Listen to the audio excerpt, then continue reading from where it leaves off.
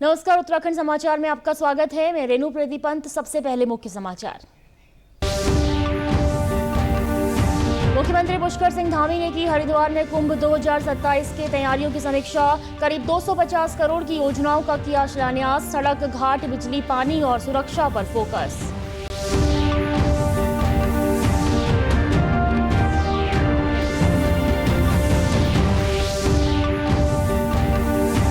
Uttarakhand board की high school और intermediate की परीक्षाएं शुरू।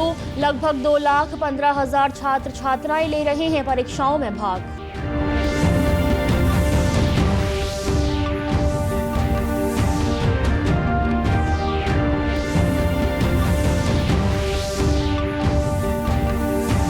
और प्रदेश में फल उत्पादन को बढ़ावा देने के लिए बनेगी फल पट्टी। 10 क्लस्टरों का होगा चरणबद्ध विकास।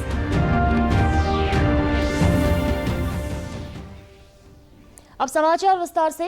हरिद्वार में आगामी कुंभ 2027 की तैयारियों को लेकर मुख्यमंत्री पुष्कर सिंह धामी ने मेला भवन में उच्च स्तरीय समीक्षा बैठक की। मुख्यमंत्री ने साफ कहा कि कुंभ को भव्य और दिव्य बनाने में कोई कसर नहीं छोड़ी जाएगी। मुख्यमंत्री ने बताया कि आज लगभग 250 करोड़ रुपए की योजनाओं का शिलान्यास किया गया है। इन योजनाओं में सड़क, बिजली, पानी, स्नान घाटों का निर्माण, पार्किंग व्यवस्था और सुरक्षा से जुड़े अहम कार्य शामिल हैं। बैठक के दौरान उन्होंने निर्देश दिए कि सभी स्थायी और अस्थायी कार्य तय समय सीमा में पूरे किए जाएं। तीर्थयात्रियों की सुविधा और सुरक्षा सर्वोच्च प्राथमिकता है, ताकि देश विदेश से आने वाले श्रद्धालु सकारात्मक अनुभव लेकर लौटे। मुख्यमंत्री ने सभी विभागों को आपसी समन्वय के साथ काम करने के निर्देश दिए हैं। इसके साथ ही स्पष्ट किया कि कार्यों में पारदर्शिता और गुणवत्ता से किसी भी प्रकार का समझौता बर्दाश्त नहीं किया जाएगा। उन्होंने कहा कि कुंभ की परंपरा और संस्कृति के अनुरूप आयोजन सुनिश्चित करने के लिए साधु संतों और अखाड़ों का मार्गदर्शन लिया जाएगा। कार्यों की गुणवत्ता और समयबद्धता की उच्च स्तर पर लगातार निगरानी की जाएगी। 2027 के कुंभ के लिए, कुंभ मेले के लिए यहाँ समीक्षा बैठक आज आयोजित की गई और लगभग 250 करोड़ की लगभग योजनाओं का यहाँ पर आज शिलान्यास भी किया गया है। सभी कार्य समय पर पूरे हों, कुंभ की सभी व्यवस्थाएं सुव्यवस्थित तरीके से हो, सभी लोग उसमें अपना सहभाग बने, सभी विभाग एक दूसरे के समन्वय के साथ काम करें। अस्थायी और स्थायी जो निर्माण कार्य होने हैं उसकी एक टाइमलाइन तय कर दी गई है। पार्किंग इत्यादि, पेयजल, अन्य व्यवस्थाएं, शौचालय, सुरक्षा की दृष्टि से स्नान घाट, इन सभी पर विस्तृत रूप से बिजली विभाग, अन्य विभाग जो भी काम कर रहे हैं, सभी विभाग समय पर काम करें। हमारा प्रयास है कि ये कुंभ मेला बहुत ऐतिहासिक हो, दिव्य हो, भव्य हो, एक अच्छा अनुभव देवभूमि उत्तराखंड का और मां गंगा का, हरिद्वार का यहाँ से लोग लेकर जाएं। उसके लिए हम जो परंपराएं हैं उन परंपराओं के अनुसार कुंभ कार्य को संपन्न कराने के लिए लगातार प्रयास करें।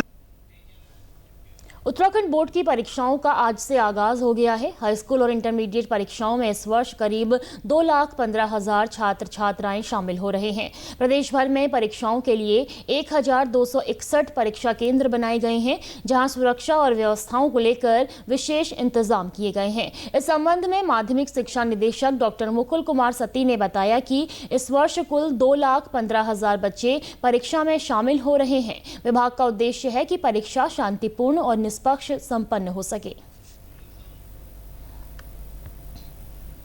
देखिए, पहली बात तो यह है कि आज से हमारी परीक्षा स्टार्ट हो गई है। 20 मार्च तक चलेगी। साथ में लगभग पूरे प्रदेश में 2,15,000 बच्चे इसमें एग्जाम देंगे और 1261 हमारे केंद्र बने हुए हैं। तो इसमें पहला तो जो काम यह है कि हमारे कक्षा शिक्षक सब जगह हैं। मैं देख रहा हूँ अभी जो रिपोर्ट्स हम आई हुई है, सब जगह कक्षा शिक्षक पहुंच चुके हैं, कोई ऐसा इश्यू नहीं है। कॉपीज कंप्लीट हैं। जो डबल लॉक में पेपर्स रखे जाते हैं वो बिल्कुल ठीक रखे हुए हैं। वहीं उत्तराखंड बोर्ड परीक्षाओं को नकल विहीन और पारदर्शी तरीके से संपन्न कराना शिक्षा विभाग की प्राथमिकता है। इसके लिए पूरे प्रदेश में कड़ी निगरानी व्यवस्था लागू की गई है। सचल दलों का गठन किया गया है और परीक्षा केंद्रों पर लगातार निरीक्षण किया जा रहा है। माध्यमिक शिक्षा निदेशक डॉक्टर मुकुल कुमार सती का कहना है कि सभी जिलों को सख्त निर्देश दिए गए हैं ताकि परीक्षाएं शांतिपूर्ण और निष्पक्ष माहौल में संपन्न हो सके। पहले तो देखिए, नकल का इशू होता नहीं है, क्योंकि बच्चों को टीचर्स द्वारा काफी मोटिवेट कर दिया गया है और पिछले वर्षों में यदि हम देखें तो हमारा इसका रेट बहुत नहीं के बराबर है।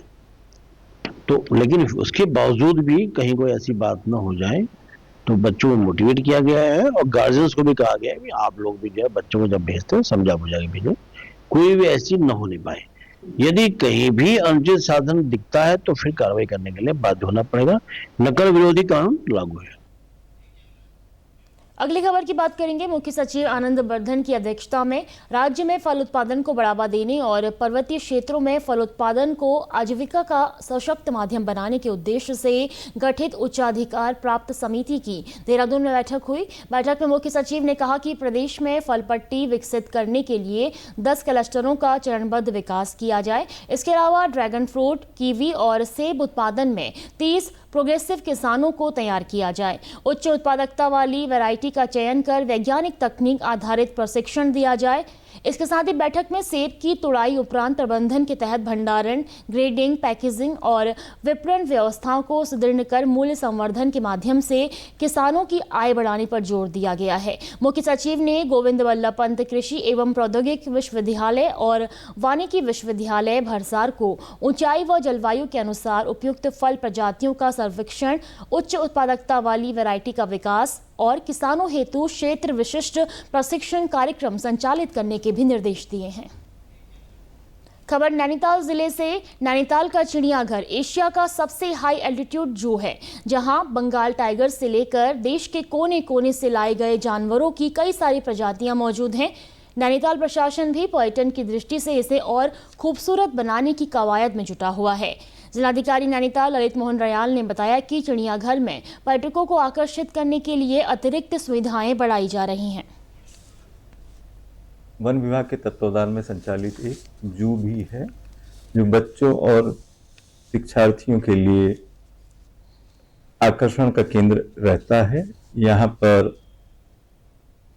Tiger, peasant, red panda, leopard और अन्य कई हिमालयी प्रजातियों के फ्लोरा फौना उपलब्ध हैं। तो डीएफओ से, प्रभागीय वनाधिकारी से जू की जो अन्य सुविधाएं हैं उनको विकसित करने के लिए उन्हें यथोचित दिशा निर्देश जारी किए जा रहे हैं। वहीं 11 एकड़ में फैले इस चिड़ियाघर को नैनीताल में 1984 से स्थापित करने की कवायद शुरू की गई थी। साल 1995 में इस चिड़ियाघर को पर्यटकों और आम नागरिकों के लिए भी खोल दिया गया था। वर्तमान में यहां देश विदेशों से लाए गए कुल 200 जानवर और पक्षी मौजूद हैं, जिनमें तेंदुआ, बंगाल टाइगर, तिब्बती भेड़िया, हिमालयन ब्लैक बियर, मोनाल, रेड पांडा, सिल्वर फिजेंट और मारखोर जैसी प्रजातियां शामिल हैं। वहीं प्रभागीय अधिकारी डीएफओ आकाश गंगवार ने बताया कि यहां पहले स्नो लेपर्ड भी रखा गया था और अब दोबारा से इसे लाने की कवायद की जा रही है। नैनीताल जू है, ये एक हाई ऑल्टीट्यूड जू है। पूरे देश में केवल गिने चुने ही हाई ऑल्टीट्यूड जू हैं, जिसमें से एक नैनीताल जू भी आता है। हमारे जू में प्रेजेंटली 29 स्पीशीज़ हैं और लगभग 200 से ज़्यादा एनिमल्स इस टाइम पर प्रेजेंट हैं। तो उनका साइंटिफिकली मैनेजमेंट भी किया जाता है और उसके अलावा कंजर्वेशन ब्रीडिंग प्रोग्राम भी हम लोग शुरू करेंगे रेड पैंडा के लिए। और दूसरा एक टूरिज्म पॉइंट ऑफ व्यू से भी बहुत इंपॉर्टेंट अट्रैक्शन सेंटर है नैनीताल ज़िले के लिए। वहीं पर्यटक गौरव और आलोक ने बताया कि उन्हें नैनीताल चिड़ियाघर में आकर काफ़ी अच्छा लगा। जो जानवर उन्होंने कहीं नहीं देखे थे वो उन्हें यहाँ देखने को मिले। साफ सफाई काफ़ी है, कोई भी अंदर आपको प्लास्टिक वगैरह नहीं मिलेगा। और यहाँ के जो अपना स्टाफ है वो भी काफ़ी कोऑपरेटिव है। और जो अपना जानवरों के लिए नेस्ट मतलब बनाया गया है केज वगैरह, वो भी अंदर से काफ़ी साफ़ है। मतलब ओवरऑल अच्छा रिव्यू है मेरा। मैंने यहाँ बहुत सारे जानवर देखे थे, टाइगर, पांडा, पिजन, तीतर वगैरह सब। देहरादून के रेंजर्स ग्राउंड में कल से दिव्य कला मेला शुरू होने जा रहा है। इस विशेष मेले का उद्घाटन राज्यपाल गुरमीत सिंह करेंगे।